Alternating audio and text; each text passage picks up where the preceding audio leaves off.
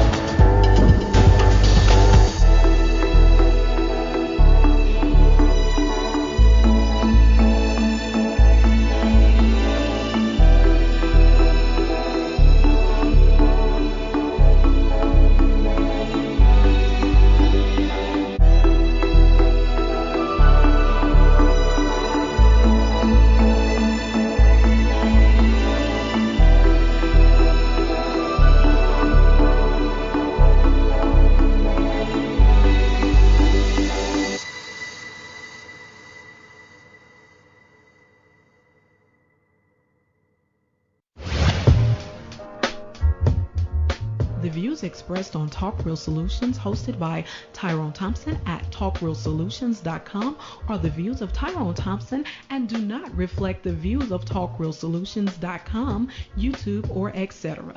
The content here belongs to Talk Real Solutions and its many contributors. Views and opinions expressed by all contributors belong to them and not talkrealsolutions.com or Tyrone Thompson, the host, or etc.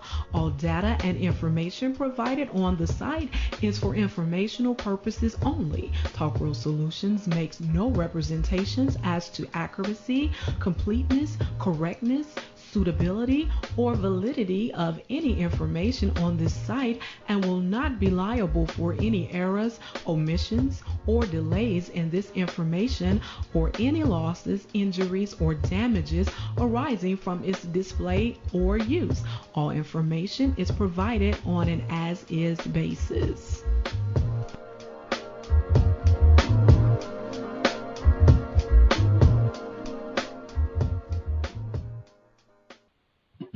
In a world where there's crime, corruption, violence, murder, rape, theft, and all forms of atrocities that plagues the world in which we live today, what we're witnessing, we are living in a state of chaos and take more greater or extreme chaos to restore the order in which the world we live in today. Good evening, and welcome again to Chaos Reigns channel. As you know, I am Chaos Reign here, and tonight's subject, as you see the title. But let me do this. Make sure my mic is going very loud. It's going to be interesting. I'm going to say some things that might be controversial, but needs to be said. I don't give a damn. But before I go into the details or into the subject at hand, go to talkrulesolutions.com where you find the latest articles, news, and current events. And also the donation tab on talkrulesolutions.com, so check the site for yourself. Also, we are streaming on Facebook and on YouTube. The Facebook page, the like page of Talk World Solutions, if you hit the like button, you'll be referenced to the what we call the secret chat room of T.R.S, where a lot of craziness goes down. So, if you're not familiar with Talk World Solutions on Facebook, join now. It's pretty cool and interesting. Also, as you'll know, that we're also streaming on YouTube as well. So, hold on. We're also streaming on YouTube as well. So you can subscribe to Talk World Solutions on YouTube as well. We have like a couple pages. This one, I'm not sure if this is the backup or the original one, but nonetheless, follow us on Facebook and YouTube as well.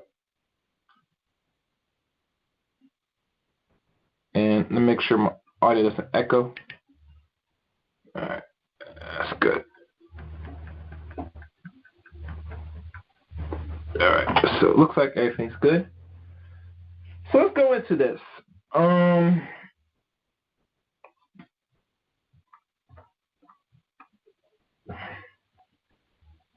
As I'm trying to find something, guys.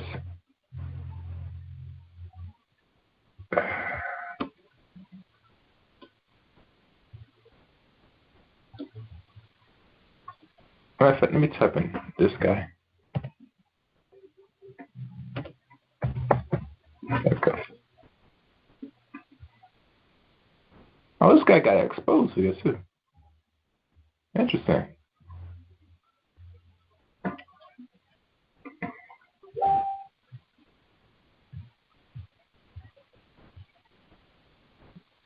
There's a lot of things going here.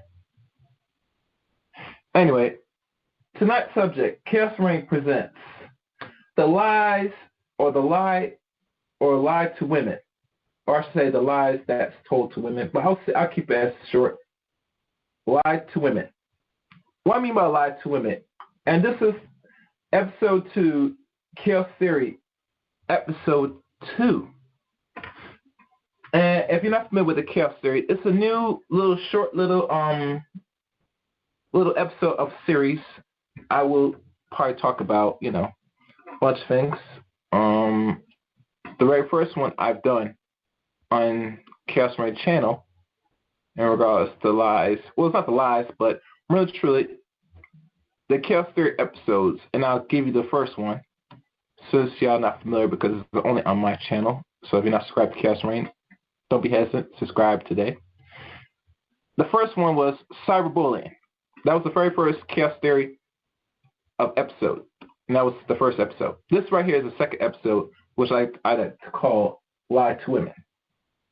Now, is this particular broadcast the focus of how to lie to women? Not really, because most dudes nowadays, to what I'm hearing, are not really good liars to women. And to be very honest, there's so much people putting videos out on this dude now that it's ridiculous. Oh, wow. This is 20. Wait, hold on. Yeah, and it looks like I found 2 of the videos.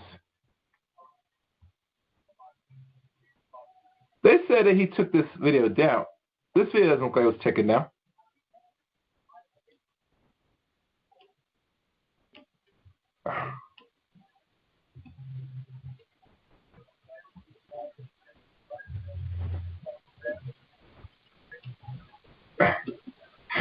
All right. Well, let me go into this. In regards to the lies that's told by women, or the lies to women, biggest question we should ask as people, men and women, why do men actually lie to women? Now, this could be a deep rabbit hole into the answers why men lie or why men do what they do in regards to the opposite sex. And the short answer is simple, because a man will lie is for always ill intentions or what outcomes he's trying to get out of that woman. I think one of the biggest lies a man could tell a woman, in my mind, is that, and this is me now, tell a woman that he loves her. It's one of the biggest lies that a man could possibly tell a woman, whether he feels he loves her or not. And a lot of women, because they don't deal with what a person actually does, because in this culture, in our society, we like to hear people tell us what we want to hear, but behind closed doors or in front of us, they move differently and have a different outcomes because their actions don't match up to what they're saying. So I think that's one of the biggest lies that is a man could tell a woman is that he loves her. But we always ask, and people ask Chaos, why would that be a bigger problem? Because usually a woman deals with their heart very seriously, and tell them verbally expressing they love them goes a long way to anything else besides showing it. Another thing that's a lie that men normally will say and do, they'll tell women anything they want to hear just to get in their pussy. And tonight, I'm going to be very honest with you. I'm not going to be PG-13. I'm going to be very raw, dog. Because, man, I just got to tell you up front and personal and keep it straight, raw, no chaser. They'll tell a lie just to get access to your pussy, ladies. A lot of men over the age of maybe 16 to 30, 40, 50, or how old the man gets until he can no longer get it up, will tell lie to a certain set of women to only get access to their vaginas, their pussies, to get access to see what that mouth is. Because sexual access to the average man is always gold. I think in regards to the problem with the black man in the Western Hemisphere or just anywhere he's at globally, his more intentions on the average is to always feel that the more access he gets to pussy and to fuck it and to blow enough backs out of a lot of these bitches is his intentions overall. As a black man today, from the last century, the previous century, and will continue on the first 20 years, or actually the first generation of the 21st century. Nonetheless, a man's intentions of lying to women, besides the top one saying that they love you, is to tell you anything you want to hear to get access to your pussy. I've noticed from what has been brewing lately with Mr. Jackson that he told a lot of lies. From what I'm hearing. And mind, he's telling lies from what I'm hearing. But I always come back to conclude, does he really need to lie to women to get access to their vaginas? To be honest with you, I don't know.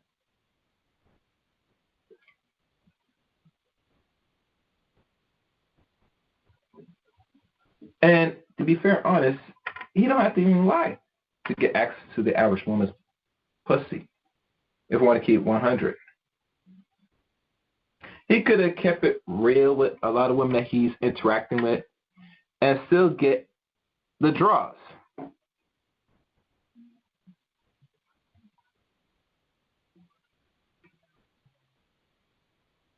And I would say this, with him, he's a very unique character in himself because he fits the archetype that a black man wants.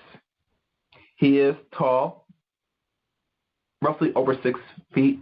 They said he ranges 6'5". He is dark, and he is what they consider the handsome, and he makes 6 figures. He actually has the total package, if you think about it, ladies. And because what has happened to him for the last week, over a week now, it's really telling about us as a society, as us as a race, or us as a culture, people, such people. Even to the point where I hear some women that don't really know this dude, follow his dude, buy his books, all that shit. They talk about say that no person should listen to him or feel that he should be canceled. I look at them with a side eye. If you don't follow him, the next one will. And let me tell you why. Because like in the beginning of this title of the show, Lie to Women, this man told a whole bunch of lies to the average and above average black woman today. And the problem I have with this dude is that he not only told lie to the average black woman so they can hear what they want to hear,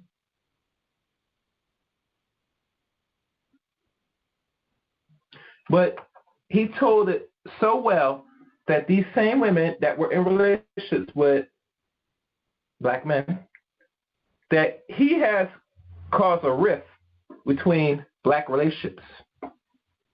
Now, what I mean, I'll tell you what I mean. He has caused a lot of relationships to end, break up, through his discretion of this dude sitting in the car of his car while he's driving and doing videos, while after doing his videos, he's up there blowing the back out of another black woman that is pretty much maybe above average or somewhat average at best, while you dumbasses, the bitches, listen to him and divorce and end your relationship, your either decent relationship or your relationship that's not going well. You end your relationship. Listen to a man, another black man, that's selling you a pipe dream, selling you snake oils, selling you bullshit. And how I know? Because I heard stories from other people. And this is not rumors. What this fuckboy or this so-called black man that's telling a lie ain't eating the box of women in our communities on the low. Come on, he's in Jordan now, ladies. That he's telling and preaching a false narrative that he's not even living. And here's the twist, ladies. When I found out how old this fuckboy really is, it tells me as a man that we as a community, our self-esteem is very low. It is at a point where any person could tell us bullshit and we roll and run with it. And if you're a woman that is over the age of 35, listen to this fuckboy. And you're not only 5 times his age, you were almost close to twice his age, and you're taking his advice without doing no research and background. Shame on you, ladies. Shame on you.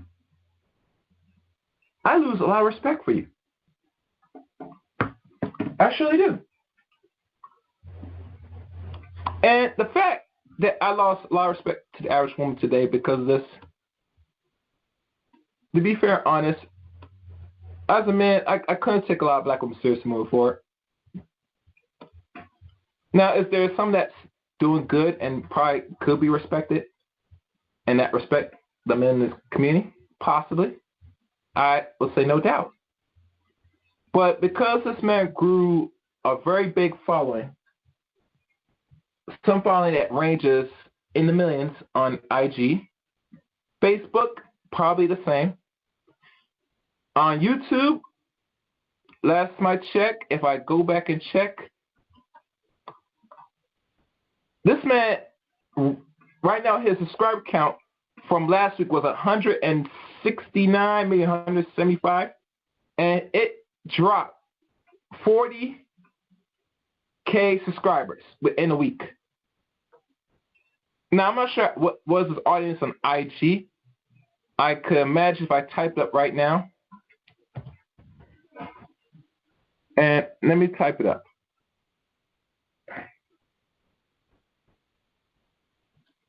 And let me see if he's still even active on. Oh, no, that's not it. Oh, God. I don't know if he still has his IG.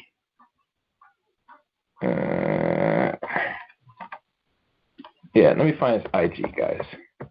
And while you're waiting, the call number for tonight's show is 712-770-4160. Access code 977194#. Okay. Let me see if this is his IG.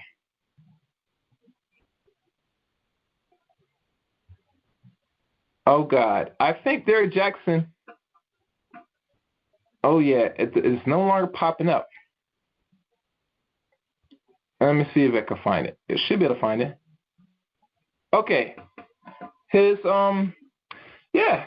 The only thing that's still consistent is his, Instagram. But all his other, social media, and he has like 1.3 million followers on IG. Facebook, let's see what his range on Facebook. I never did check his Facebook. I didn't even know he had Facebook. He probably has a following page on Facebook. But let's take a look at it.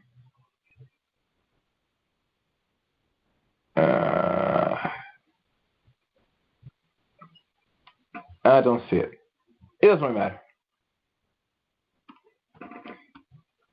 To let y'all know that this fuckboy has led a lot of black women astray for the past close to a decade. I would say roughly 8-9 years.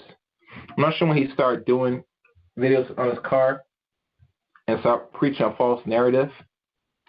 But I will say this. It's not his first time. It's not his first time at all. And the funny thing about this dude is that he has told so much lies, the lie to women, that it made him a millionaire. I'm not sure if he's a multi-millionaire, but I know he's a millionaire right now for the last couple of years. They say he was making over close to a 5 figures a month. So you do the math. If he does that a month and he's grossing like $250,000 or greater, this man is like probably multi-millionaire. And the strange thing about all this is that it's the women that gives him a voice, gives him his notoriety, and gives him money by buying his little crappy books.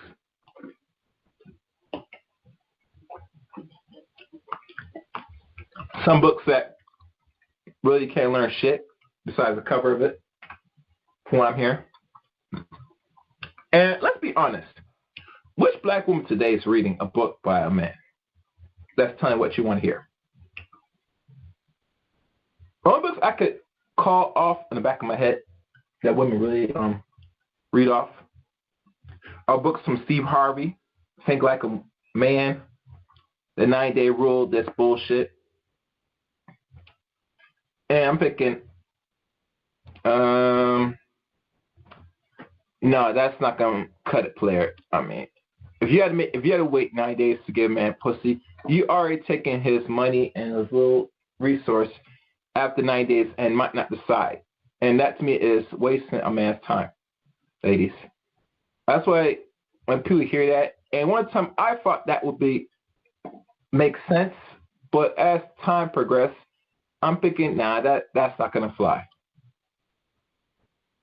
Now I'm not saying you should go rushing beds right away, but you should only entertain a man that you are somewhat attracted to, at least. That's the best thing you could do. But other than that, you shouldn't waste a man's time, much less yourself. Now let me see if I can convert this.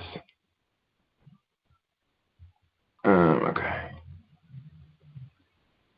I'm going to convert this and probably play this. I'm going to play one of his lies to see what really is going on here. But let me move forward while that thing's doing that. Another thing I do want to say is that another thing a man will lie, and ladies, you know this firsthand, that men are easy to tell that they lie. Ladies, you know this. You're the best detectives. I don't tell you much on that because, let's be honest, ladies, when your man is fucking behind your back, you just know. And if you don't know, you sometimes go out your way to investigate to find out is it true or not.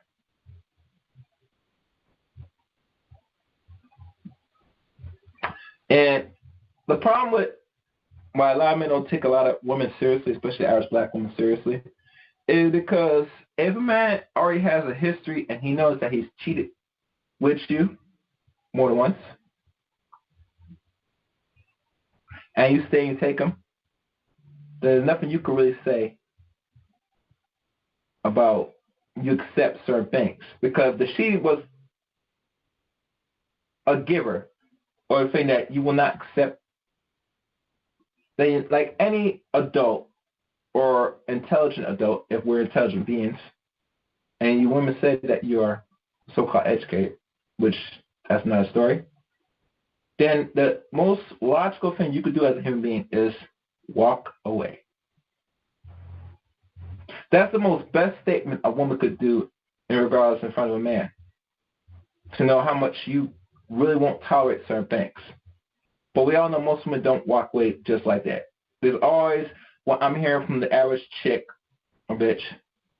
She'll say, girl, if he fuck upon you, cheat on you, you go find another dude and you fuck and you cheat back. And to me as a man, when I hear that, or any man hear that, that's a no-no. And let me tell you why, ladies. Because you're not going to win the tick-tack contest by engage in promiscuous sex outside the relationship or outside marriage. And the reason why, because you have a connection once you up here pair bond or you have sex with random dudes. And a typical woman that is engaged in horror activities that can't sympathize or pair bond with a man, I could tell that their oxytocin has been very much depleted because they have constantly been fucked out of it. And that's the most essential thing, ladies, that you should be able to, any man that you sleep with, you should be able to instantly pair bond. But because the society pushes promiscuous behaviors, and not like a lot of us that are virgins, and the only time when we really have sex is when we're doing like a long-term relationship, or it's going to be somewhat where a marriage is involved. Those days were gone decades ago. So now because women have the luxury to sleep and fuck whoever they want and feel there's no shame, what happens is that a lot of women develop schisms and have the lack of capacity to relate or pair bond to a dude. That's what I see will happen when you start engaging in the same behaviors as the men, ladies. So I'm just telling this personally. You could do that, but it won't. Your outcomes will not be good. Trying to engage the same behaviors as a man, that because men cheat. Now you gotta go do the cheating thing. Nah, that's not gonna work in your favor, sweetie. But before I continue, let me open this line. See who this is. All right, open your line. Who's this? Hey, this is me, your boy, man. Big Greg. How you doing? I'm good, Greg. I know. Hey, man. You know, I don't like your energy. Give me some positive energy, bro. Like you're happy to hear my voice, man. I would like to. It would help me out. Give me some positive energy. What's good, Greg? I'm trying to do something right now, Greg, but I open your line because you have a question or comment. So what do you want to add on to this conversation? Comment is about women, man. I mean, women they aren't like us. They aren't like men. They're different. And I think a lot of men think the way we think. Women don't think the way we think. Okay, they don't. And women are attracted to bullshit and lies, man. They really are. I learned that out in my 20s, that women like to lie. They like bullshit. They like to hear what they want to hear, and that's what you have to feed them. And I think a lot of men are feeding women what they want. You have to tell women what they want to hear, if you want to get to the panties. I learned that in my 20s, man. I mean, I'm not proud of it, but it's kind of how it is, you know. That's the way things are with women, man. They aren't logical like us, rational. Women are driven. Women are 80% emotional, 20% logical. Men are 20% emotional and 80% logical. Women, they just like bullshit and lies and drama. You know, if you aren't giving women drama, they aren't going to want to get with you. You have to feed them the drama and the bullshit and the lies, and that's kind of how they are. And it's just, I just think you just kind of, you know, you talk about this, Jared. I heard about it because you talked about it last time. His wife's not going nowhere. You know, you know, it's just the way it is, man. I mean, women, they just need that little bit of drama, you know, to keep them going. You know, and we have to supply it to them. Look, I learned this about my women a long time ago. You can do anything you want to a woman except bore her. Okay? That's it. Okay. If you bore a woman, she's going to leave you and fuck around on you. But you have to supply her with the bullshit and drama. I know this seems it's counterintuitive how men think, but women don't think like us, you know, at all. They're a completely different animal, you know. And don't listen to what women say. You have to go by what they do and who their friends are. And I learned that long time ago, man. You know, you have to just supply them with the bullshit and the drama and the chaos. That's what women attract to. They like the chaos, the drama, the bullshit. That's what keeps them going. That keeps them flowing. That's what gets them wet down there, you know. And that's just the way it is. Okay, chaos reigns. Huh? Okay, you know what? Okay. I'm gonna say one more thing before I go, man. You know what, man? Yeah. I heard you like a couple months ago on a morning show, and you're a completely different animal on this other show. But you come on here. And what show was that? What was that show? It was Black Men Speak or Habitual Line Steppers. Okay. I get you. Okay, I get you. All right. Yeah. No. I mean, I'll be around a lot of shows sometimes. Just for the sake of conversation, I pop up sometimes. But like I said, what I do on my own channel and what I do others is totally different. As you know, if you listen early tonight, I'm being a little bit raw. You know what I'm saying? I sometimes will be politically correct, depending. Right. But I'm just being honest. There's certain moods and times I'm just gonna just unleash my chaos. I mean, I don't show it time, but I mean, I have to be in a certain mood to really engage in chaos. As you know, I'm Greg.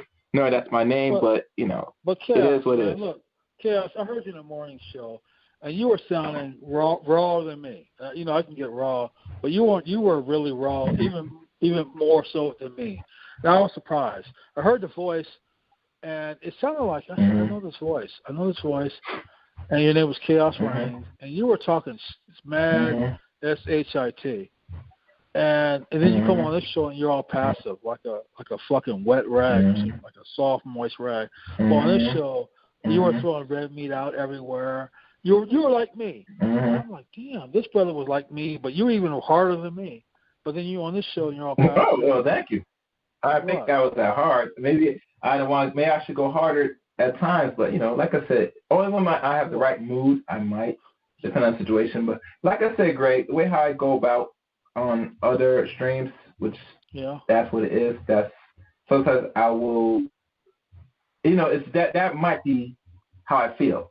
But overall, I try to keep it politically honest. But anything else, Greg? Because I'm loading up some now. Cause I'm probably gonna run something on this dude a little bit. I might get commentary. Why? So. I mean, I got a question. Why are you on this Derek Jackson shit? I mean, he is fucking around. So what? Actually, he is one example. And the whole premise is to reveal the real truth of why we lie to women. Not just, this is my take on why we lie. Because I'm speaking from a male perspective. I got a question. Have you ever lied to Have I lied? Yeah, just to get to the to be honest with you, no. Usually, never? A woman just, I can't speak for myself, but I'll tell you this. I didn't have to lie yet to get the pussy. To be fair, honest. Now, maybe if I put myself out there more, if I get it, good. If not, oh well, got to move on. But I'm not gonna sit and say, yo, can we fuck? I'm not gonna be like mode one to every woman. You get me? That's not how I roll. You get me? Well, I'm not taking like what? Chaos. Women like that shit. They like the bullshit and the lies. They that's what they into. I mean, that's good. That's good. What? Somebody said something in the comment section said something about that. I don't know what they said. One guy said that's what gets them wet down there. Yeah. That's not a Chopper. I don't know who Chopper is, but yeah. Okay, I got a question. Have you ever been out with a fat chick, unattractive like Precious, and you lie and say she's beautiful? Have you ever? To be honest with you, the women that I have entertained, Greg, some maybe are roughly above average and average at best. Only one chick I dealt with that is friends that I could entertain in the bedroom, but it didn't went down. You get me? And that's only one chick. Yeah. But the very few women that I will explain on here, some of them were average at best. I never messed with like a top dime. You know what I'm saying? Or someone that's like a 9 and greater. You get me? Never. That I know. What I know, because everybody, when they view the pictures of 7 and better, listen to me good now, Greg. Hear me good. I'm not gonna bullshit, brother. All right. There is black men. Their view of a 7 and higher are women that are roughly 170 pounds or greater, or dress size 12 or bigger. That's not a 7. Can we agree? No, it's not a 7. I got a question. Well, did you understand? No, stop. You didn't hear what I just said. What I just said, Greg. The average black man, their views of 7 and higher are women that are very much thick. That's not a 7. To me, a 7 has to be under 140 pounds to be a 7 or above. You have to be under 100. Like Serena Williams, I would rate her a 6 to be honest. I'm sorry. That's how I would rate her. Serena Williams is a 6. Halle Berry would be about an 8 in my book. 7.5 and 8. That's how I would rate her. Gabrielle Union about the same way, 7 or 8. That's how I would rate her. I mean, to be a 7, 8, to be 8 and above, you must be in shape. I mean, and the ass, the thighs, and the buttocks must be clearly defined to be, 8 or above in my book. And that's just the way it is. I think the problem is black men. I'm a black man. We don't know how to rate women correctly. You understand what I'm saying?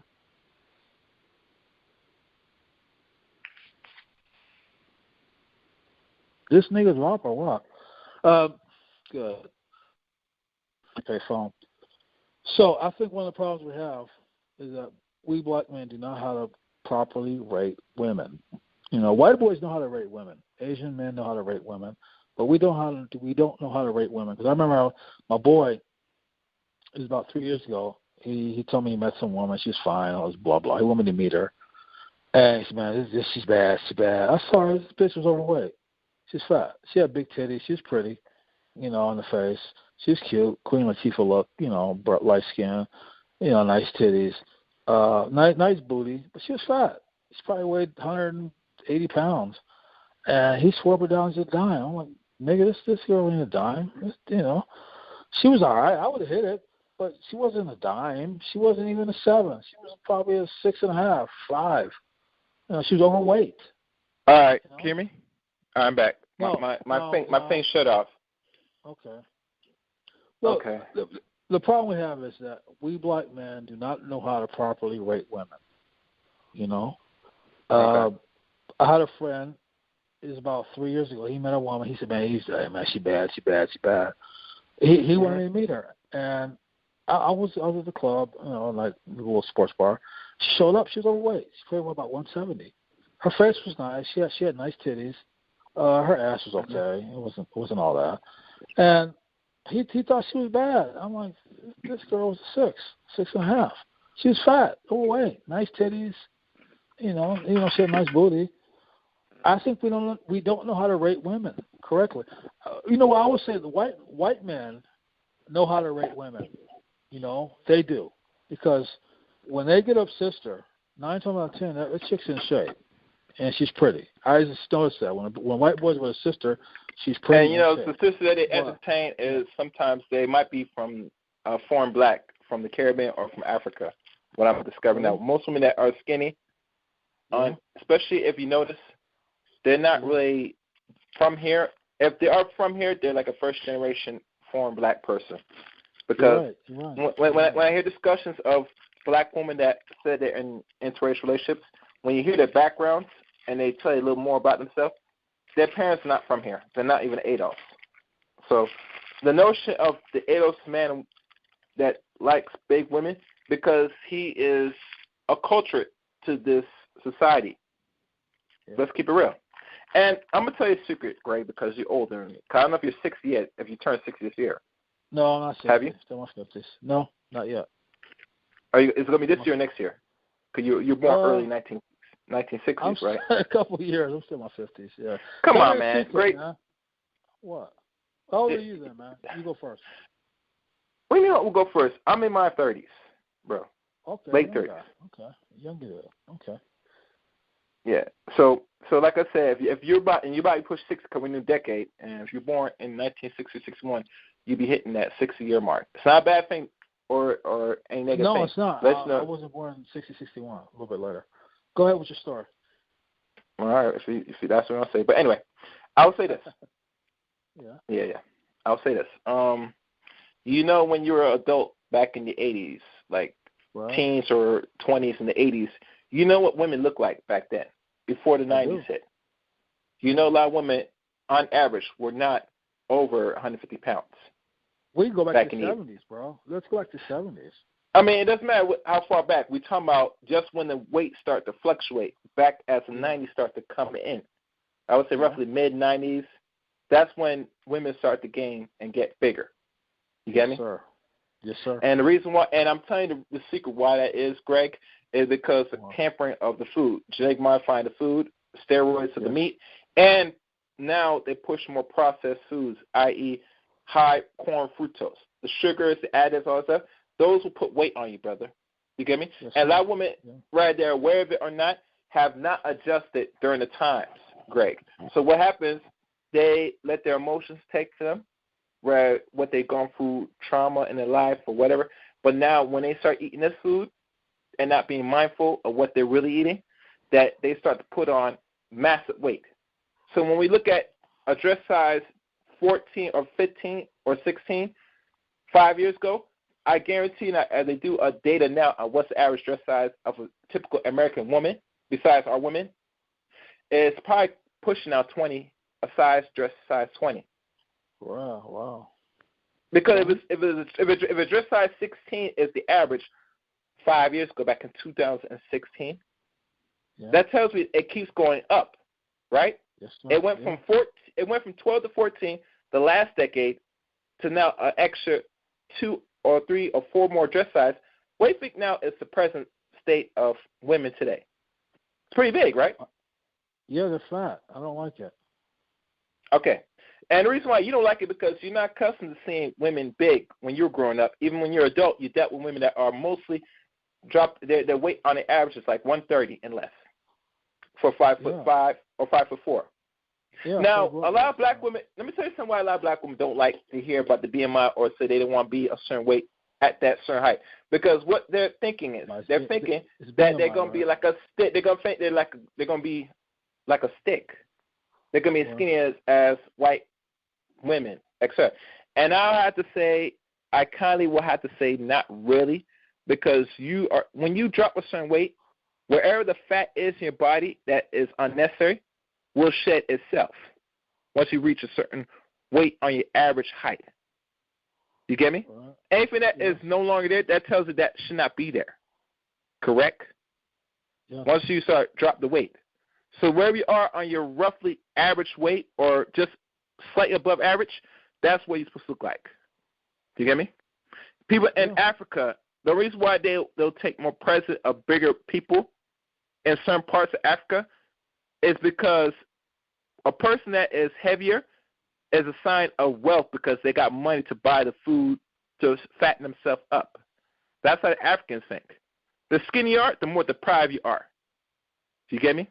In certain countries in Africa. So if they said the fattier you are, the more wealthy you are, what that's saying to us as people? That they think because a woman is dress size 16 greater, that means they're doing pretty well. They pretty much have money and they have resources because they're fat. You get me? Yeah. But I'm telling people many times, you could play that game of the overweightness, but it's going to creep up to you as you get older. We all know the few things that kill black people in America, the number one killer actually is cancer still. Second set is strokes, heart attacks, and I forgot what it goes down. You get me? Heart disease. Well, all that incline. What you say? Say. Heart disease is number 2. Yeah, heart disease. It's number 2, but cancer's number 1. It's the top of the list. Still, you know what I'm saying? Yeah. I didn't know that. Because a lot of Americans die from cancer every year by the thousands and millions. But second set is usually things affecting the heart that will cause the high blood pressure and the strokes. Yeah. And I think third is like diabetes. You get me? Which can be corrected. You get me? A lot of people say that things can't be corrected. You know, diabetes has been easily corrected for decades now. But a lot of people don't understand how to go about correcting diabetes. One, you cannot have a high sugar diet. Second, that your starch level has to be very much moderate because starch turns into sugar as well. Yeah. You get me? Everything turns into sugar, bro. Everything you eat turns into sugar. Yeah, but it depends what type of sugar. You get me? Because the body has natural sugar, but it can't be conflated by eating artificial stuff like carbohydrates, too excessive of carbohydrates, and too much of the refined sugars like the high corn fructose, all these processed sugars that is very deadly to the body. But this is not a diet show.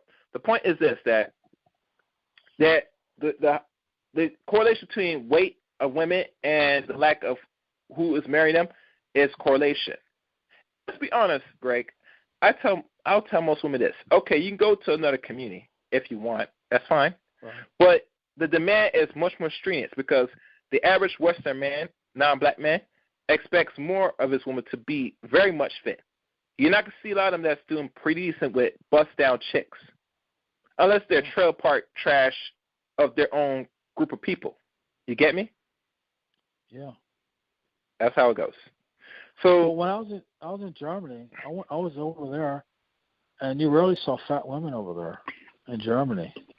They just don't get fat at all. You know why? They walk. They walk a lot. What? Go ahead. They just don't. You know what? You know why outside America why there's not a serious issue of obesity? Because people in Europe, especially because we're talking about Europe, like England, Germany, France, all those countries, Western countries, those Eastern countries, that is the cousins of America.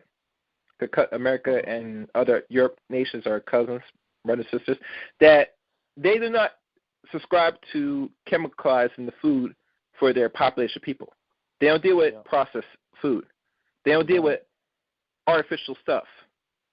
No, they don't. They don't deal with poison additives in their food because they notice that the correlation between disease and the food is one and the same. So they make a conscious effort to make sure their food is not poison for their people where they live. America, the only reason why they have the luxury to do that because America is more commercialized. And they're more concerned about the bottom line, the profit, than they have people. How we know this? Look at the medical establishment. They make billions of dollars selling you poison medicine. Well, I remember when I first went to Germany, and I went to a German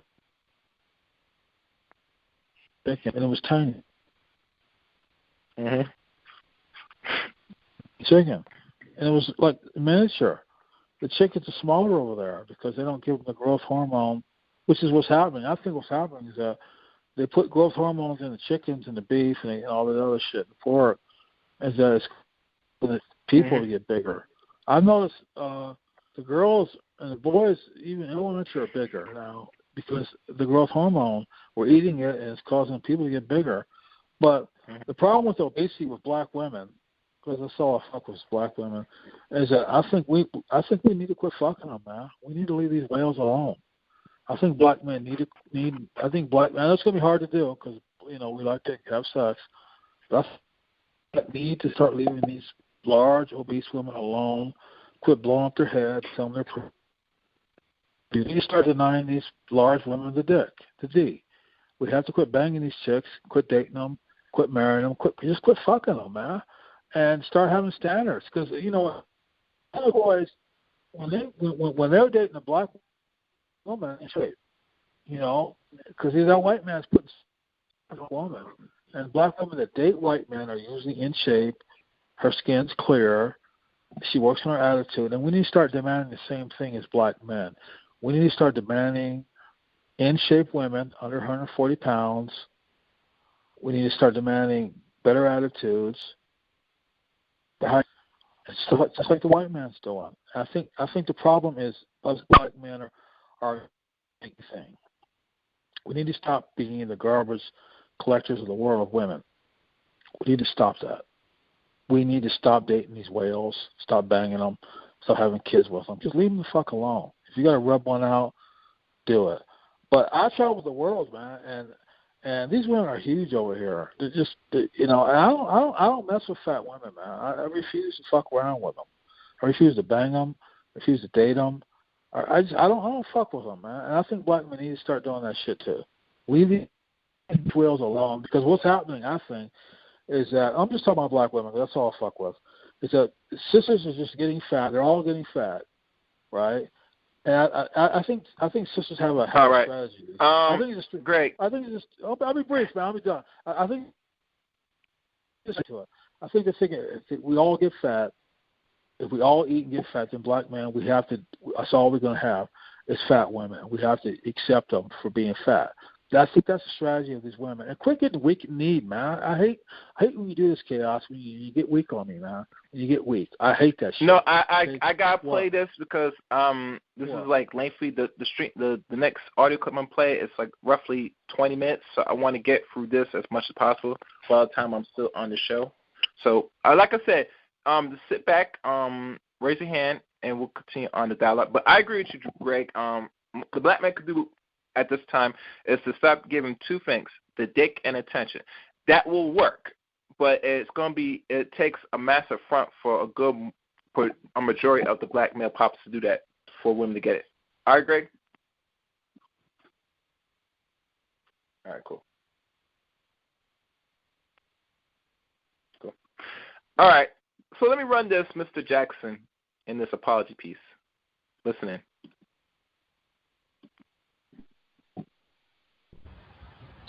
All right, it says I'm live on YouTube. So I'm here early. So we said, hey, you guys can see me. We're just going to rock out like that. Let me move this book anyway. Cool. I know it's really glitchy, guys, because I'm on Wi-Fi. I'm not a big live stream. A couple of minutes to try to let people get here. It says glitching because the camera quality has to match the computer app quality. Okay. You know what? I may just come out. If it, no, 9 p.m. Eastern Standard Time. It's going on 9 p.m. Eastern Standard Time. Cool. Let's just rock with it. First things first, man. There's going to be, I'm already knowing, I can already see in the comments, there's about 3 groups of people in here. The first group are what I call the bloodthirsties. The bloodthirsties are people that don't like me, never like me, been waiting on something, didn't even wait. Matter of fact, over these past 9 years, they even created a couple of things to try to get me caught up or try to have something against me, and now there's something semi-legitimate that has come out or come forward. So those people are here, and I want y'all to know, because I know, and I'm also not going to be speaking to them. Those people that hate me no matter what, hey, man, you're entitled to whatever, but I'm not speaking to you. The second group of people, which is probably the minority of people, those people are those on the opposite extreme. Derek can do no wrong. I don't care what Derek is. Well, I won't say necessarily that's group number 2, but the Derek can do no wrong is absolutely false. Okay, I deserve to be held accountable. If I did something wrong, I'm not above no law. I'm not above getting checked. That just is what it is. Make sure that for me or anybody else, you're not idolizing nobody. All right, if you separate the man from the actions or whatever the case, that's fine. But I would rather you just kind of decide after you hear me speak. Let's see here. The third group is who I'm going to be speaking to. And that's going to be the people that say, D, you know, I find some value in what you do, whether I'm a supporter of your books, your videos, whatever, I find some value, but I got questions about where you're coming from with this stuff that you speak. You know, I got questions. What's going on? Do you walk it like you talk it? Do you practice what you preach? So for that group of people, totally fair, legitimate concerns, expectations, questions to ask. Do I practice what I preach? I'm going to be talking to you guys tonight. So thank y'all all for being here. I think we've kind of caught up to the 9 o'clock Eastern, 8 o'clock Central Time mark. So let's go ahead and get started. Before I continue playing, Mr. Jackson just gave us a time frame when he's been doing this and teaching and promoting this live to women. This is going on since 2012. And you know what? That does sound accurate because his very first book, Don't Forget Your Crown, was released when? 2013. Ain't that something? So throughout his fuckboy journey of banging slim, big booty black women in his 20s, he actually has the life. So let's give a chronology, a time frame for those who's not aware of this man's background before we continue. And, you know, I am in the mood. Let me type in. And it should be. Oh.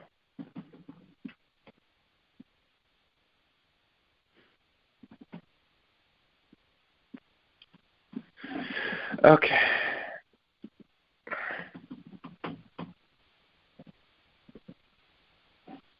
Derek Jackson's bibliography.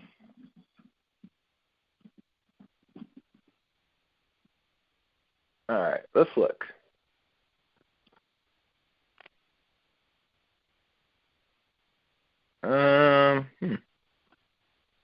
This doesn't give accurate. Let me go back.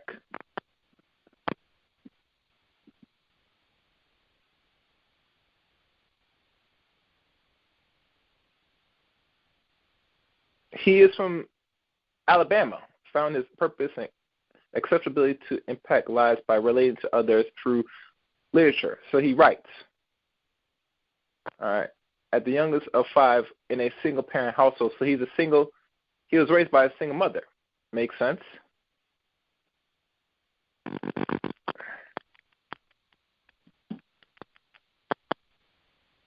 At historical Tuskegee University, while his story is nothing short of inspiration, more important, is only just beginning. So not only is he from Alabama, he went to Tuskegee University. We all know the history of Tuskegee. Scrolling down. Okay. This is not this is accurate enough, but it's not telling me what I need though. Unless I can go back from his. Let me see. This will tell it. Okay, here's the perfect one. Derek Jackson, born July the 3rd, 1989. So this man has a cancer. Originally from Alabama. And like I say, he went to the University of Tuskegee. So if he was born in 1989, that means he graduated from Tuskegee back in, let me see. He left high school roughly around 2007 at most. 1, 2. And he didn't graduate college, if he did 4 years or more, in 2011. And lo and behold, the next year, he started with his car journey, sitting on his car while he's, banging a nice, fine black woman in the back of his seat, or going to some woman's apartment. And what I mean by apartment, y'all should know every time he does a video, if y'all notice, he's always somewhere on the road, somewhere on some other woman's house, eating and fucking the shit out of her. Mostly eating the box, eating her good, because one chick that revealed that one thing he's known for is putting it down to bed. So that's something you ladies love to hear, when a man can really handle his business in the bedroom. That's what he's been doing every time when he's creating his short 10-minute uploads about life lessons, talking about relationships, talking about what a man should do, or talking about what a woman should be doing if a man does this. He's talking about himself, ladies. So really, truly, he is the epitome of the fuckboy. Imagine that. Let's go down. So let's continue on with the audio. I just had to share that because it'll be more fitting for a little background, because we don't know how old this dude is, what school to go to, etc. Now you know. Now, you're probably asking yourself, why did I make this about my book, Heal Together Without Hurting Each Other? Do I really need a publicity stunt for this? Do I need help selling this or anything like that? The answer is no. Of course, I want to get this into as many hands as possible, and I'll let you know why. But this book is a part of what I preach. Don't forget your crown, part of what I preach. The videos that I post, part of what I preach. In order for me to qualify, me letting you guys know whether or not I practice what I preach, I'm going to have to reference the books. And the most recent one is Heal Together Without Hurting Each Other. And especially what we're going to talk about tonight is directly related to why I wrote this, what I put in this, okay? So it probably, for those that are just getting in, I see somebody said slow down mode. Is it glitching? Anyway, let's keep it going. So everything really started back, honestly, when I wrote this book, Don't Forget Your Crown, and what I wrote it about. Me and my wife, we got back together in 2016. Now, what throws some people off about that is that we were messing around, having sex before we got back together. We got back together, I think, in August of 2016. Later in 2016, August, September. We conceived the baby in January that was born in early October. You do the math if you want to, right? Now, I got roasted up and down, and guess what? I totally get why, because that's a shaky foundation. We had a baby. We wasn't even prepared to get in a relationship. Me knowing that this is the woman that I wanted, I went ahead and got down on one knee within a couple of months. It wasn't just because of the baby. I really was like, I've been unhappy doing my thing with these other chicks or whatever. I know this woman, her name is Danae, by the way, is the one that I want. Fast forward. Of course, that's a shaky foundation, trash foundation. Two people just riding high on love and emotion, and then being new parents right in the very beginning of a new marriage. That brings me up to some of the issues that we had that led to Heal Together Without Hurting Each Other. Heal Together Without Hurting Each Other is a biblically based manuscript game plan on how to let God restore your relationship or restore you, no matter how much you've been hurt in the past, broken you are, etc.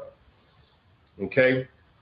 So, Heal Together Without Hurting Each Other talks about how to have your individual journey and how the journey is really not a journey, it's a fight. It talks about all these different things. Now, why did I even write this book? February 1st, this is something a lot of you did not know. February 1st, me and my wife separated. I'm talking official separation. Before that, we had like an unofficial separation. I'm not at the house, she's not at the house, we're not talking, we're not blah, blah, blah. February 1st was the official mutual. I said, look, I don't think this is going to work. Separation. We had some challenges before that. February 4th, I gave my life to Christ. I said, God, I can't handle this. I need you to come in and help me out. That was on February 4th, the exact same day. Danae, my wife, she packed up the kids and left the crib, went 1,500 miles away to her mom's crib. All right? Fast forward, because I'm trying to get to the point. I know what a lot of people really want to talk about, some of the stuff that has been swirling around or whatever, right? Fast forward a couple of months. In those couple of months, we were working on the marriage. Hey, maybe we can make this work. We're praying. We're going to church about this. Now we're both in Christ. She was already a Christian. I'm a new Christian. And it's not working. Nothing that I implement is working. Nothing that we're having in these conversations is working. Basically start losing hope around, I would say, May. Then we had a disagreement about whether or not to even have the kids here at my place or, up there with her mom. Matter of fact, let's do some fact checking. If somebody wants to pull up my YouTube channel, you can see in the earlier part of 2020 where I'm doing my videos, what you'll see is I'm in Airbnbs up in Denver. I was flying back and forth over and over again, right? And again, guys, people in the comments, I told y'all the bloodthirsties are here, and they're going to try to dominate the comment section. Ignore them. No, Mr. Jackson. We're not, the people that you consider trolling said we're going to dominate the conversation.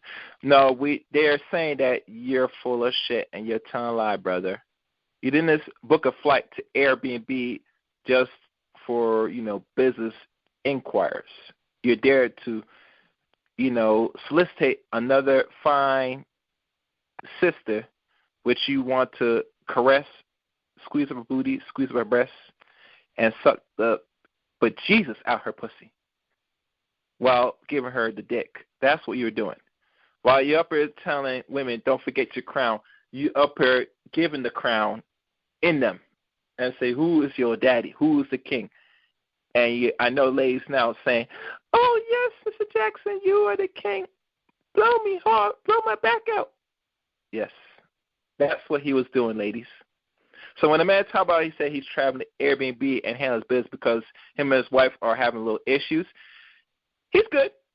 He found ways to reconcile that by go finding another chick that he's hitting on the low. You know how it goes, ladies, in the DM, down at the DNs. Just give you that private message, say, baby, what's up? What them drawers look like? How you look like, girl? I want to come eat you out. Women love that shit. They know, so they're ready to get that back blow. They say, what you doing? I say, nothing. I'm coming over. And they say, okay. Because women love that shit when they know so this tall black man's going to fuck the shit out of them. But I digress. All right. Anyway, even with all of that being said, I'm flying up. We're meeting with pastors. We're doing this. We're doing that. Things are not working. Around May is whenever we started losing, both of us started feeling, mainly her, though. And then we had an argument about where the kids were going to be, whether they're going to be with me on this date or her with that date. And then lawyers got introduced. Shortly after lawyers got introduced, I realized she wasn't wearing her ring. Shortly after that, because we're continuing to talk as much as possible, we stopped talking. Most of our conversation is in text message. And then we have a conversation. When we do have a conversation, she's letting me know, whatever you need to do because you're not my responsibility. I'm not linked to you. We are together, but right now I understand if you got to go out and do whatever. Now, what that spoke to me was, I don't care if you're going to be with other women, et cetera, but that wasn't my green light. My issue was this. At that point, I had a beef with God. I gave my life to Christ on February 4th, 2020. Matter of fact, some of y'all that follow my Twitter may have seen me a couple of weeks ago talking about how I just hit my 1-year mark. I gave my life to Christ, and my whole life fell apart. My marriage fell apart. At this point, I'm not seeing my kids.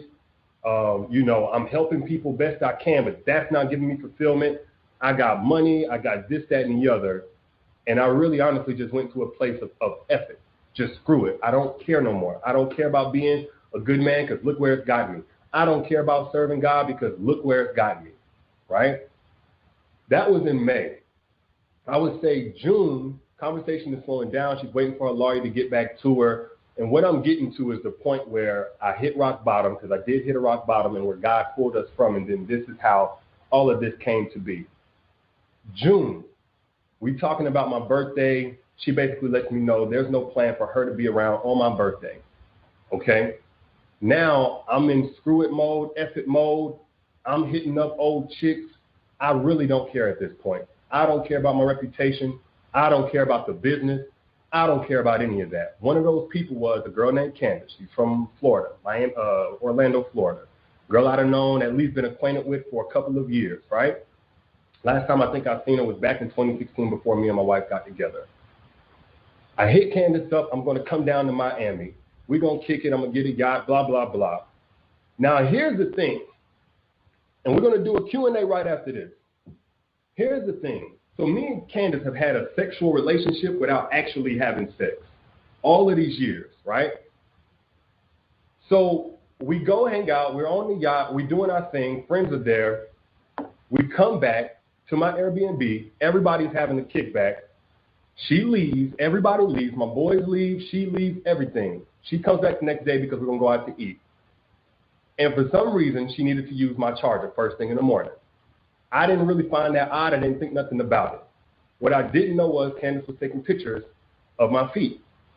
Found that out later, okay? Next thing I know, we kicking it, we chilling. We actually go meet up with one of her friends at a brunch spot. We leave there, and what was it, a couple of weeks later, I'm like, look, I'm about to do something for my birthday. Do you want to come out? Got her friends out. Long story short, her friends and about 25 to 30 people. We having a mansion party. We tripping out. I'm smoking. I'm getting high. Still no sex.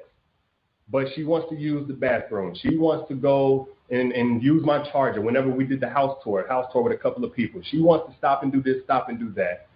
I didn't know what was going on until later on, that the entire time she was trying to take pictures of me as I'm walking in and out. Okay, I didn't know that, right? Cool. Fast forward to I'm talking to my mentor because at this point, I'm not feeling where I'm at.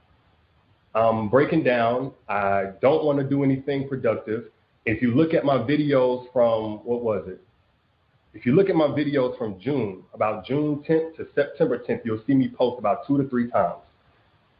Talking to my mentor, I basically just had this whole meltdown about nothing is satisfactory. God don't love me. My wife is rejecting me. I'm not able to see my kids. And something that he told me basically changed my life.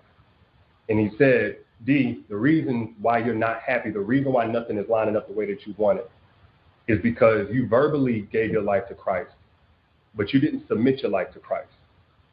You verbalized it, you said it, you accepted him, but you didn't walk with him. You didn't walk in according to his word. You're still holding on to some things. Okay? That was probably, I think, July 27th or something like that. My wife is getting ready to come back in town. We haven't had much further dialogue about the divorce or anything like that, but we haven't rekindled anything. So at that point, what I decided was, okay, the marriage is done. But in order for me to have an opportunity to have this happiness or have this fulfillment that I'm looking for, I have to come into alignment with God. And that means even if my wife is ring off, totally not talking to me, even if whatever, I won't even say depressed, but really in a bad space, even if whatever, in order for me to really connect with God, I got to clear some things out. So I threw away my liquor. I threw away every bit of other things that I was using. I cut off everybody, Candace included. Now, I won't say I gave an explanation. All I said was this ain't right, and we don't need to talk again until this divorce is final. The whole time we have been talking, I was letting her know, hey, we're separated. I'm just doing my thing. I'm chilling. I'm kicking it, all that other good stuff. Which, by the way, I'll be honest with you. I won't necessarily say I recommend. I believe I preached on it. Somebody fact check me. Whenever I've talked on this subject, my whole dialogue has been that you don't want to deal with a man who's separated because he may still have feelings for his wife.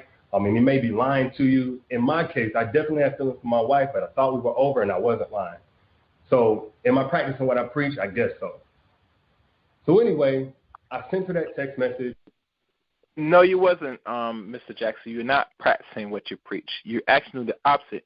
you're doing something totally opposite. You're doing everything that the typical man will do, especially a man of your stature, a man that, let's say, got it like that. You take the opportunity that was there presented to you a few years ago with the same woman that you said that is your best friend, and you blow her back out. And trust me, when you fuck a woman good, they gonna remember that. They're gonna remember that very well. So, in the case in his situation, did he let this woman on? No. And I'm gonna tell you why. Because she knows damn well what Derrick Jackson was doing, and he knows damn well this man is in a relationship and is married.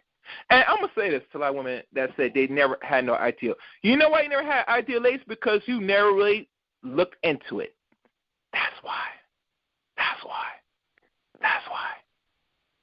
Because, and I'm not going to give black women a lot of slack because they know who is who to entertain, who not to entertain. And they said they're better detectives than men.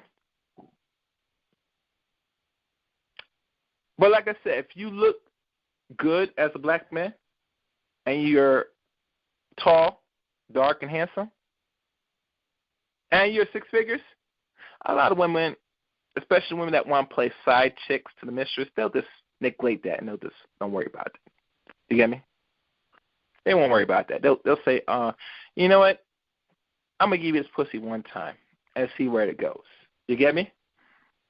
But before I continue on, he did say something about this woman in taking the phone charger or the phone, et cetera, and taking pictures and stuff. We all know that's a bunch of lie. But like I said, if you're a man that's doing alcohol and weed, a lot of outcomes are going to come out of that, unfortunately.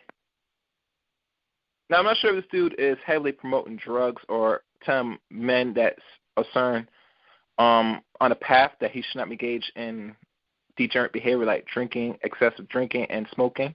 I'm not sure if that's what he preached on his Facebook, his IG, or YouTube channel. But let's say if he does. He's even full of more shit than anything else. A pile of shit, actually. Because he is the epitome of doing things totally opposite.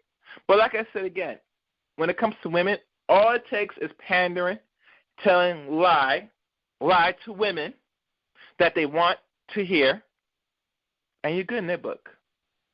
No doubt. I blocked her on everything.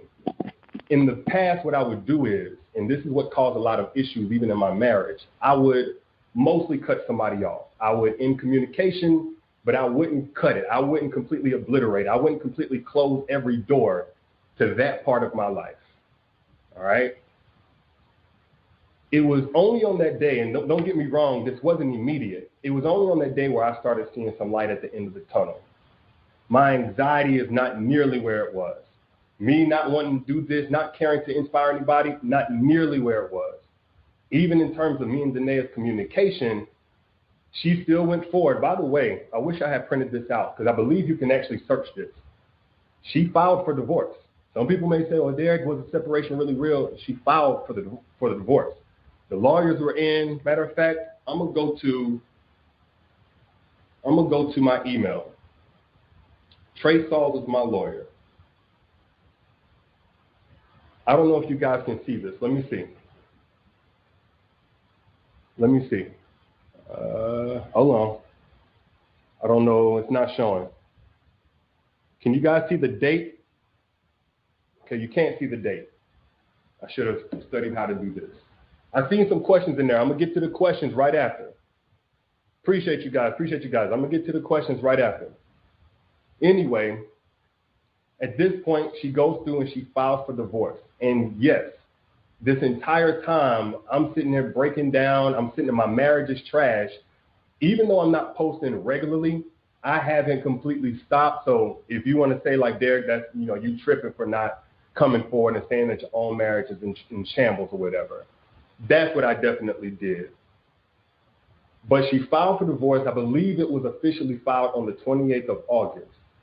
But by the end of that month, we finally, coming into alignment with God's way, finally allowed for us to start having real conversations. It's like you can kind of depend on the way that you want to do things. You can kind of depend on what you think is going to be best, your own intellect, your own knowledge. But what I said in this book, and this is how it all ties in, it wasn't until I learned that I can have all the knowledge in the world, I can have all the intellect in the world. But whenever you're in a spiritual covenant, when you're in a covenant with God, you can't do it by your own judgment. You can't do it by your own thought processes, your own reason, your own logic, right? That was the end of August. I believe it was about a mid-September where we ended up at the same church event, and the pastor was willing to see us in the back after church and all of that stuff, and we basically had a one-on-one with him, and that's where we decided we were going to take divorce completely off the table. Taking divorce completely off the table was such a huge turnaround because just 2 or 3 months prior, she wasn't talking to me. We weren't talking. And I'll let her talk for herself if she's able to come down here in a little bit. She's putting the kids to bed. She's a strong woman of God. She has her own voice. But we weren't talking, weren't doing anything, right? And here we are taking divorce completely off the table and now talking about our future again. So in that time, with godly counsel and with putting everybody back where they're supposed to go, because both of us had let some outsiders in. Candace was only one of mine, but my wife did too, and I don't think it was other guys. I'm not trying to insinuate that. But outsiders were allowed in, something that I talked about in Don't Forget Your Crown that you're not supposed to do. I'm referencing this because this is what I preach. So wisdom is one of those things that you can either listen to it, heed it, or not. Either way, you're going to eat the fruit of it. That was in September. By the end of December, me and her, I'm talking about crushing the honeymoon stage. Crushing the honeymoon stage. Now, what had to happen in order for that to go down? Well, first off, there was a complete purge of everything that was not of God. There was a complete submission to God. Some of you may look at my YouTube videos. Anybody in the comment section, you may be able to peek that since August, I haven't cussed in any of my videos. I haven't said Team Jackson was happening. Why is that? Because my platform is not my platform anymore. I completely have come into the submission of Christ. You may look on Twitter and see certain things that I've said, acknowledging Christ, acknowledging God. Now, these are just like small, I guess, evidences,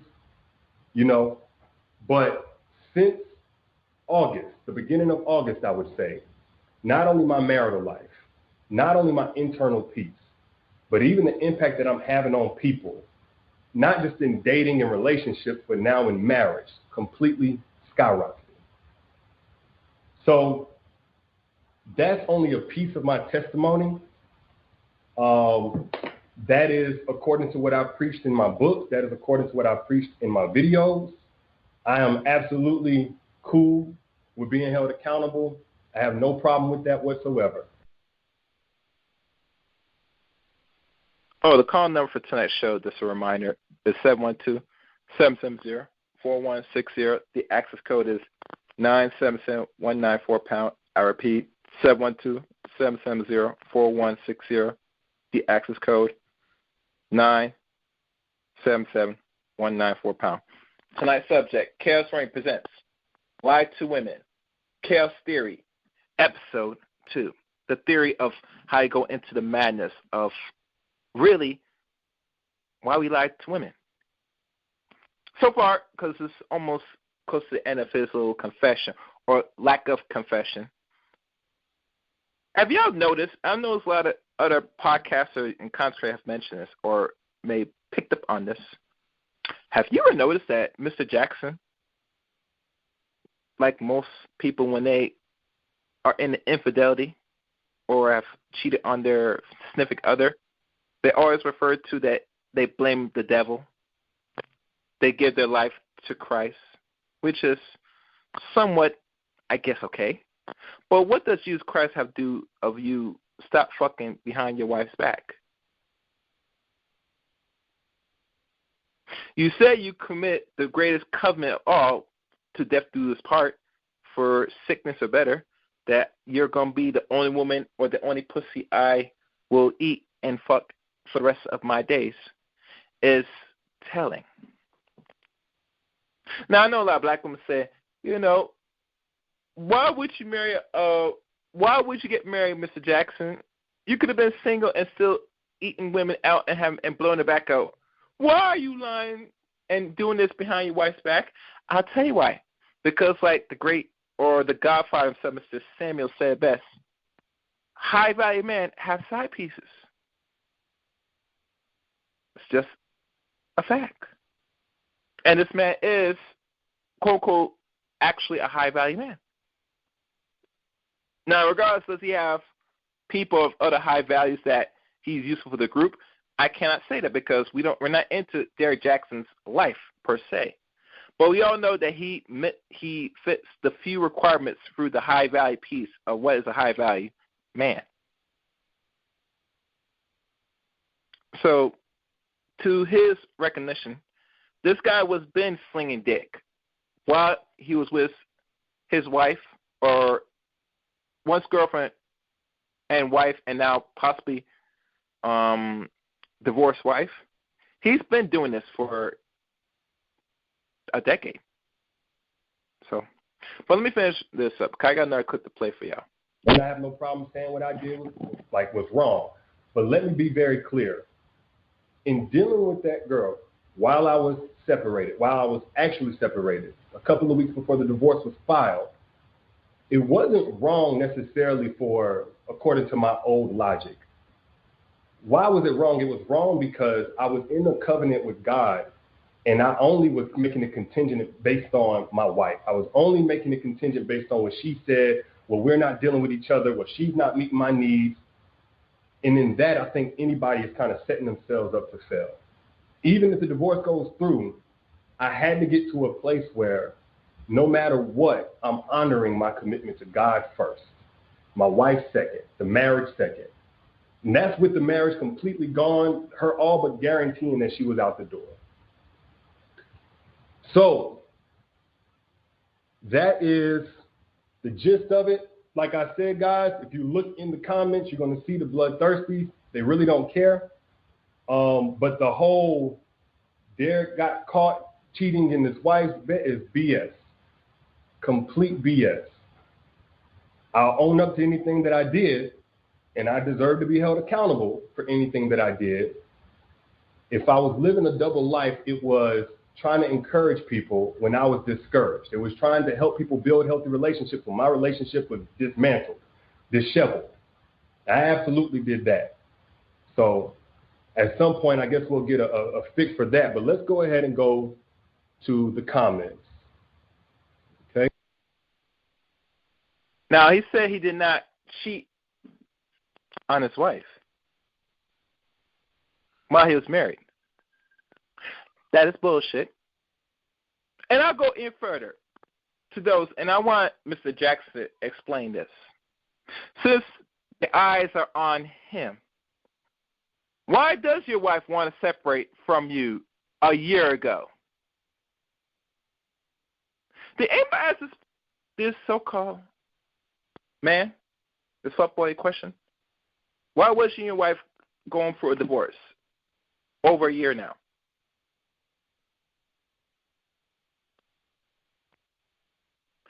I'll tell you why. Because you had a history of fucking behind her before you go as far as getting one and gave her the ring. And she was very much aware that you cheat. And this is why it's hard for me to put blame on the man at this, because you ladies, you're going to have to stop marrying dudes that you feel that's already stepping out in your relationship. If cheating is the thing that you're not going to take in a relationship with a man, then by all means, you should not even give a man a second chance. Matter of fact, I do something better. You just walk away. You don't do what I told you before. You don't go back and say, I'm going to cheat back. No, that's the last thing you want to do in regards to the situation if your man has stepped out, if you're in a long-term relationship. You better just walk away and leave and let him think about it, because that is more a better testament that you could do as a woman. Because it sends a bigger message that not only you're the bigger person, but the way how this man hurt you, cannot be repaired just by sitting there and saying it's over, and no, you just get up and walk and leave. You know what I'm saying? And let him deal with the oppression, deal with the sorrows, deal with the depression, because your feet, lady, are the best tools you have to send a greater message. And Chaos Reign has to tell you this first. Y'all need to listen to some old-fashioned ladies, man. You guys are listening to old-fashioned women that were in longer relationships, longer marriage than y'all ladies. And to be fair and honest, let's keep real. I got to be real with you ladies. Throughout human existence, especially here in America, men always had a side piece. Whether he was making less than $50K a year to making over six figures. Why is that? Because in nature, there's always going to be more women than men. I once heard from a stupid bitch talking about she did a little digging up research, said there were more men in this country than women. And if that was such a case, if we want to say that's factual, what do you think these men is going to do that can't get a woman? They're going to hunt and potentially hurt or kill another man for another woman. Because that's how nature works. We're nothing separate from the animal species. Just because we're mammals and we use our thinking and we could communicate, that we're not separate or superior than the animals. One thing that separates us with the animals is the law of nature. And one thing is evident, animals respect nature and the law of nature than man and woman itself. We placate, we nest and impose this environment and infect nature for our actions. So let me finish play this, and I'm going to play the next tape. Let's see. They're kind of moving fast. I don't know if you guys can even hear me. Let's see here. Somebody said, why did I ghost old girl? Good question. So I texted her, what we're doing ain't right. What we're doing ain't right. We don't need to talk and get until the divorce is final, right? So for me, my own logic, I could definitely go about saying, hey, just so we're in the right path of things, just so your feelings aren't hurt, I want to let you down easy, I want to do this, that, and the other. But that's not biblical. That's not biblical. That's according to my own sense, that's according to my own logic. Now, if I had it my way, what I would do is, instead of letting her down easy or not ghosting her or anything like that, I just wouldn't have texted her to begin with. I just wouldn't have reconnected to begin with. So I'm fine with being wrong for that. Let's see here. But I'm a big proponent of, especially since I came in full submission, that you cannot save everybody else's feelings, especially when it's at the cost of somebody who matters most. You can't go sparing everybody else's feelings. You can't go giving 2 weeks notices. I gave a message to basically say, and I didn't basically say it, to say, I'm not going to talk to you until this divorce is final. And I cut it right then. After that, I just have to accept what comes with it. Let's see here.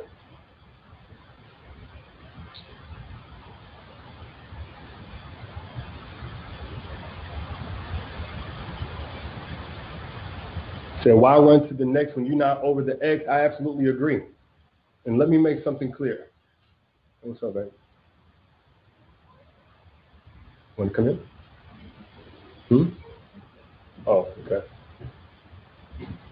You can pull up a chair if you want to.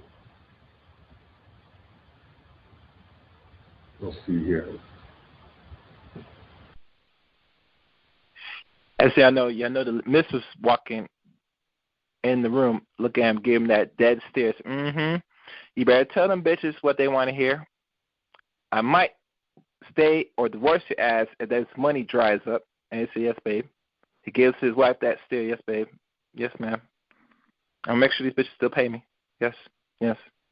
Anyway.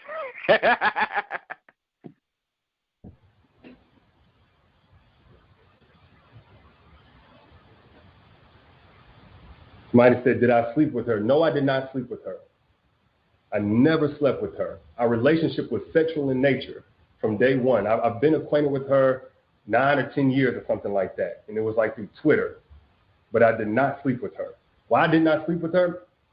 Honestly, I'm not even going to say I was on some type of vibe like I feel like, oh, my values are this. I want to make sure I'm respecting vows. At that point, I wasn't even thinking much about the marriage. I was on some rebellion to God type stuff. I was on some screw it all type stuff. I didn't sleep with her or anybody for that matter because I got to get deep. I'm not able to perform when I'm super stressed. I didn't even have confidence that I could do something in that capacity. That's why I hit her up instead of somebody that I had actually had sexual relations with. I hit her up because we've always been able to do that. Just keep in contact, just talk, just flirt, and keep it at that. So. All right, enough of that. Stopping that. Now, it baffles me that you as a grown fucking 31, going 32-year-old man, going to sit there with your pants down and tell all the women that you ate and beat up the pussy and whatever that you did not have no sexual relationship with that woman. Imagine that. But to black women, you should always ask this question. Why was you and your wife, especially your wife, filing for divorce a whole year? And y'all guys been married maybe 3 to 4 years now? Why is it now she decided to divorce your ass? That should be the question you should be asking and answering if people ask you that. But we'll never know. But my fault. We do know. Because these women that is revealing and showing receipts of your infidelity is saying otherwise. But now, the final tape to run, and then I'm going to open the lines to wrap this up. His wife, in regards to, did I cheat on my marriage? Listen good. What's going on, guys? Derek Jackson here, and today I am joined by my lovely wife, Danae. And we just wanted to address a couple of things. We understand that some of you may have already heard, maybe not, that this chapter of our marriage is one that was preceded by a marriage that I completely failed. And I would say it just started around August, maybe September of last year. But, a lot has been said already about what was the cause and all that other stuff. Some of it is true. Some of it is completely false. But the truth is, and I'm saying it here now, is that Derek Jackson was involved with other women outside the marriage. And by involved, I want to be clear, I'm not talking about just casually kicking it, maybe a lunch or something like that. I'm talking about as serious as sex, to sexual flirtation and meeting up and that kind of thing. And some things that otherwise may be considered okay by some in terms of like just chatting or checking on people or being checked on by people that I've had a previous encounter with. But without my wife's knowledge of it and with us having a sexual history, all of it falls under the umbrella of inappropriate, cheating, affair, stepping out, definitely not in alignment with the vows that I took, and definitely not in alignment with the biblical standard of what it means to be faithful, which is the standard that I'm going by now. Now, I'm saying this publicly, not because I'm, married to you guys. First and foremost, I'm accountable to God. Then I have to be accountable to my wife, in which we've already had this conversation. I've already told her literally everything. I've given her basically a roll call list. If I've said hello to a woman in the last 12 years of me knowing her, she knows about it. But now that it's been made so public, it's important that I first off let you guys know I do not stand by those actions. I don't want to encourage anybody to do that. And then secondly, I know that I cannot build a platform preaching certain things, preaching against certain things, and then in my real life live contrary to that for any amount of time or any length of time to any extent and think that I can't be held accountable. The same way that I preach, men and women in this situation need to face consequences of their actions, deserve to be held accountable. Guess what? Derek Jackson's no exemption. He's not exempt from that. I'm also not a victim. Nobody made me do this. She didn't make me or push me to do it. The next person didn't make me. No friend influenced me. It don't matter how I was raised and what trauma, whatever. Look, I made decisions. I made a series of decisions that I got to account for. There's no excuse or justification. I've already made that bed and have had to lie in it. And now we're finally getting on to the other side personally in our own healing and our own marital oneness And now this is being made public to you guys, so we're bringing that forth to you guys to let you know where we're at with that. But did you want to say anything? Yes, so I do want to just add that I agree with what he just said. There is no justification for bringing other women into our marriage on any level. And it was unacceptable, and it's not something that I tolerate or that we tolerate moving forward. And when I've been flooded again with messages and these things and about, I need to leave or why haven't I left? And the answer is, when I found out about it, I left. I did not hesitate or waste time to do so. And I stayed gone.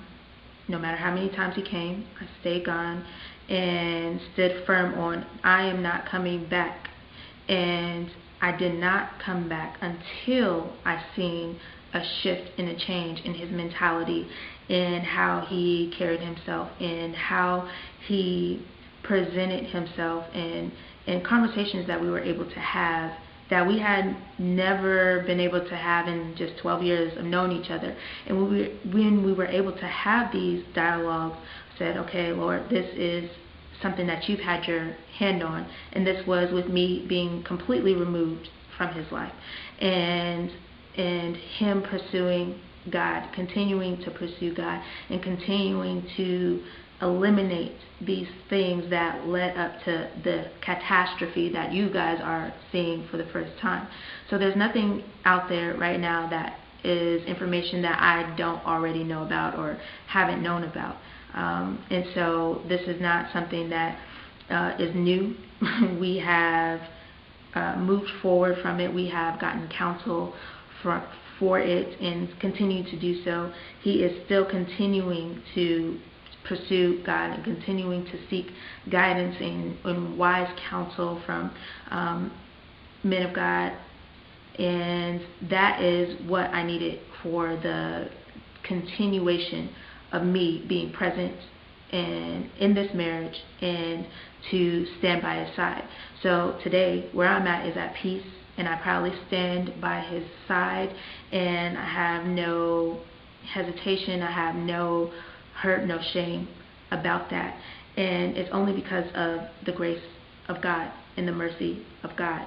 And we have already turned a new chapter in this story.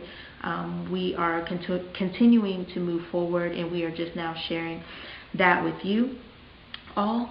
And I forgave him, and most importantly, God has first forgiven him, and I also forgive the others as well. And with that, we are free and moving forward. So absolutely, that's all I have. Yeah.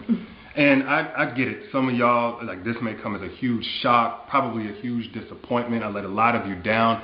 If you've had a perspective shift on who Derek is, hopefully it's away from anything remotely close to perfection, and it is simply that, I am a human, and that does not justify anything that I did. But I don't want anybody out there to be putting me on a pedestal. If you did, and I hate that you did that, maybe I gave you cause for that, and I apologize if I did. For those who are saying, Derek, I don't want to ever listen to you again, it's totally understandable. I appreciate you while I had your support and helping me get the message out about healing and healthy relationships. There's so many people who needed it, myself included. And for those who are going to continue to support, man, I appreciate you like never before, because I know it's not going to be easy going forward, at least for a little while so many things are still fresh and attached to my name. But for everybody out there, if you get nothing else from what I've ever said over the last 9 years or right here in this video, please get this. Nothing is right until it is right with God. Mm-hmm. Nothing works until it comes into alignment with biblical standard of how God told us to do things, especially when we're talking about a marital, spiritual covenant. Yes. You cannot do this by your own understanding, your own intelligence, your own willpower, your own values. You have to have the grace of God to break free from certain things, to stay away from certain things, to not operate from your lowest self, whatever it may be. And it's because it's really only by God's grace that we're even able to be here on this video, holding hands. Well, like a year ago, 7-8 months ago even, I couldn't see this happening. I thought it was over, and I already had begun establishing my relationship with God. But that's the fruit of bringing things in alignment with God. And the mess that's been made, the mess that's now being made public from last year and years past, that's a result of getting out of alignment with doing things God's way. So that's where I stand.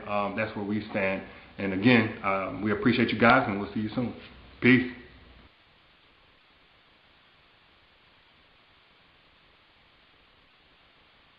All right. Okay. For those that listen, don't worry about it. In that last minute clip, his wife said that, it seemed that she's forgiving him of all he's gone through, so that he shown that he is somewhat of a changed man, which we all know that's bullshit. That's another story. But to end on this note, from what I'm seeing of the wife now, really looking at her in its totality. And I'll say this to a lot of women. I know certain women did streams on this saying, what does a good woman get if they do everything right?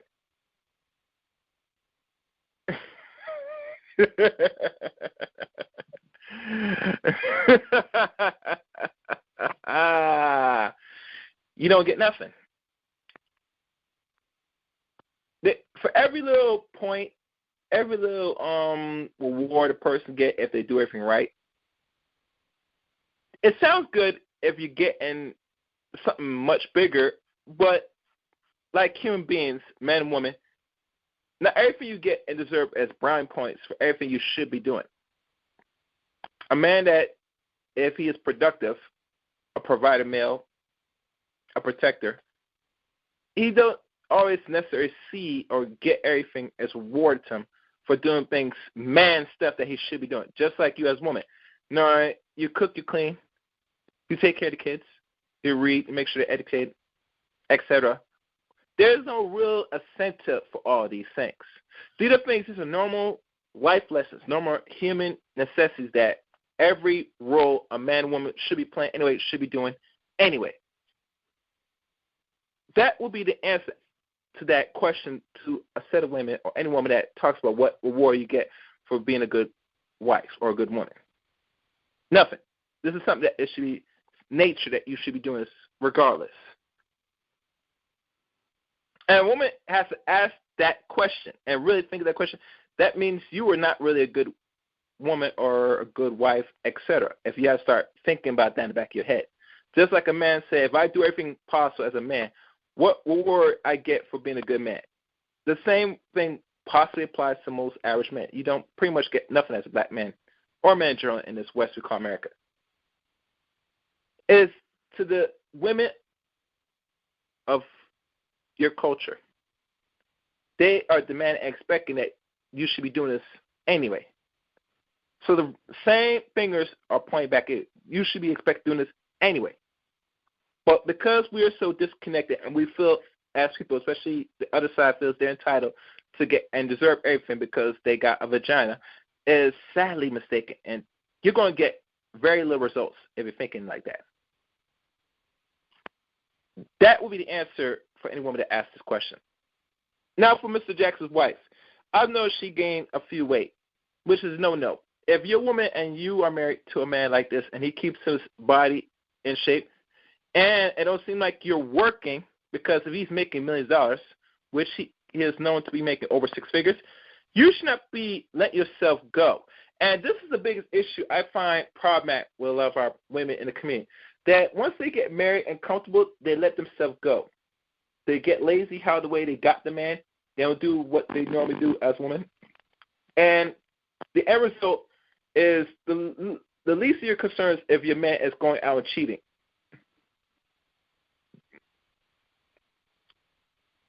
You should make it a little bit difficult for your man to even think about going outside the marriage if you're a married woman, at least.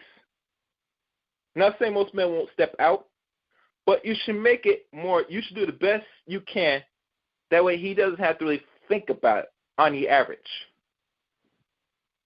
And the quality of women today, I'm sorry to say, ladies, like Greg said before, that a lot of women are overweight, which I do agree, and that's something we could fix. But when I hear excuses why you are the way you are as a woman, it seems to me that you're not motivated, you're not driven, and you have no discipline. And for you to what we like to call keep a man, not saying that you were just engaged and you never gone through the marriage and all that stuff. Your concern is how to hold and keep a man as a woman. As long as you live on this earth, that is your end mission, besides everything else. If you can't sustain and keep a man, it's a problem. I think that's as raw as I can give you. And I think, like I said, Mrs. Jackson, she did let herself go a little bit for the last couple of years. From what it seemed to me from the few pictures I see of her, she could be doing a lot better with her, not only her weight, but everything else as a woman, especially married to a millionaire man. It's real talk. So anybody that has their hands raising now, I'll open the calls for the last few minutes. And to wrap up for this rant, the biggest question people should ask, is his wife staying or is his wife going? If she's smart, which, a lot of women nowadays, if they listen and take advice from other women that have never been fucking married ever, this is the best you're going to get, bitch. Real talk. There might be something out there that could and possibly, depending on your age and the baggage, which you have 2 children now, and I know you're in your 30s because you and Mr. Jackson know each other since high school or in college or the time from y'all knew each other, it is very less likely you're going to find another 6-figure man of any age, whether he's over the age 35 or 55 or even possibly 60. And we all know most women that's in their 30s not going to sit there, be proud to be dating and marrying 60-something-year-old men. A woman will marry maybe a 50-year-old man, and I'll say just 50. Anybody past 50 or greater? No, I don't see that happening. Not in America, in the large number in the black community. Hell, some women don't even like the idea of entertaining and marrying a man that's in his 40s. And my philosophy in thinking of this, since this is my theory, I would say most women of any age, if you're in your 20s, you better make sure that you better get married before you turn 25, at least. At least. Just to be safe. You could push it to 27, around the so-called danger zone. But your best shot is to get a man while the iron's still hot in the stove. Roughly 20 to roughly 29 at most. And you better get him early with possible potential. I've seen a lot of other groups of race women do pair bond with their own people that's somewhat their age or a few years older, and they meet them while they're in college. So there's no excuse that black women could do the same thing with the black men. But because we're in this mindset as people that we could do bad by ourselves, women say they don't need no man until it's necessary, you're going to keep catching these L's. And trust me, there's other groups of women now, because they're trying to get a man that has some type of potential or is being productive, provide a male, they're going to scoop up this black fucking man. Because if say 30% of black men do go to college and finish and they're dating out, that's telling right there that they're not getting these men while they're in school. Because let's be honest, the average black woman is not going to marry no dude that's doing blue-collar work, plumbing, constructing, etc. Because, let's be honest, people, it's not sexy in the black community. And the reason why it's not so sexy, because it's not promoted through media. And I'm going to say it. I'm going to be very honest with black people. Black people need to start watching fucking TV and cut back and watch and be on social media. Not only if the men are indulgent, but a lot of you women need to cut back, very much cut back, and cut back fast. Because I know it's your mindset and how you think and how you act is through what the fuck you see on fucking TV and social media.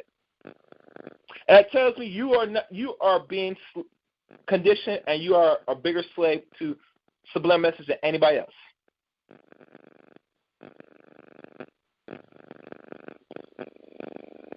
And it makes me wonder why our children, especially males, are doing much worse than they are, because a lot of women indulge in fuckery.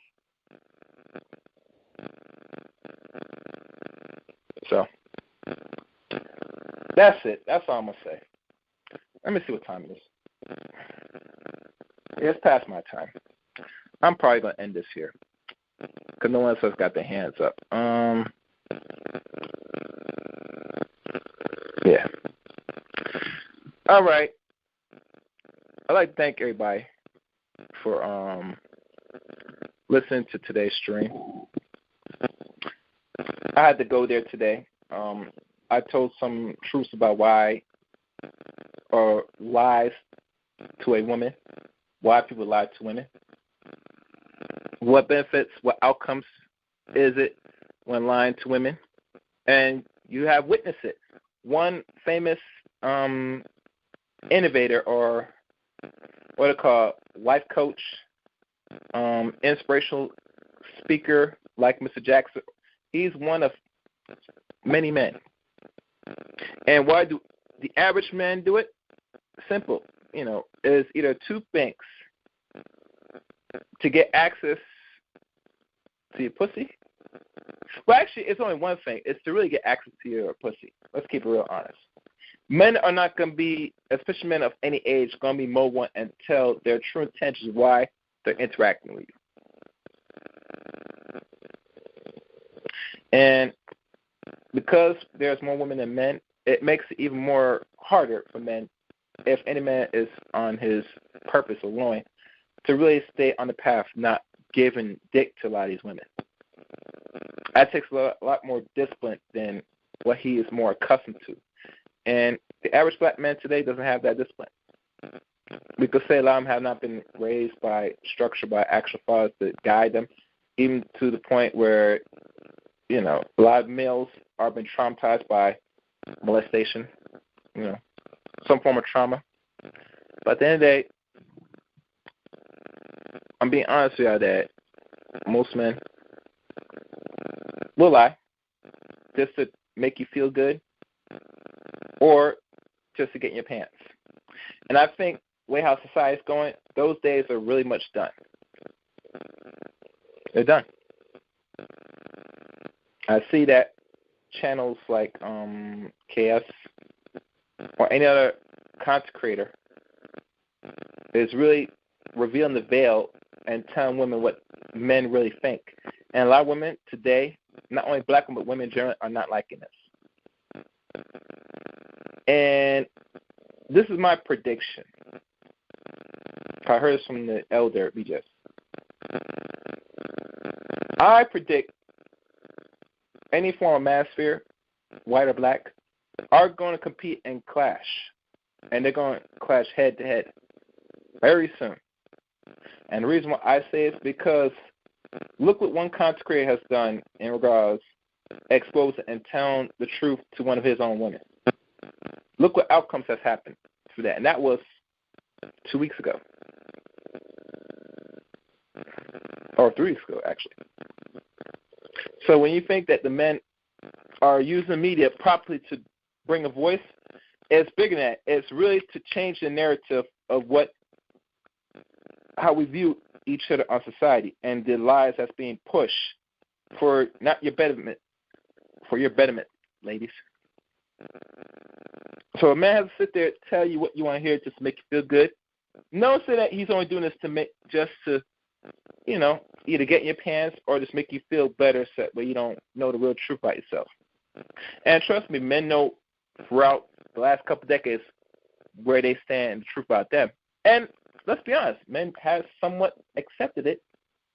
But now the shift is here, and it's going to hurt a lot of people's feelings. And the future does look hopeful in regards to revealing the true veil and destroying this nonsense about the delusions And to really break the delusions, we got to be honest why we lie in the first place. And why women, whether they believe it or not, are comfortable with the lie. Because men were being upfront honest, and men was really being serious, telling truths. Like I said, a lot of men on the average will not be getting pussy like that. It's just that simple.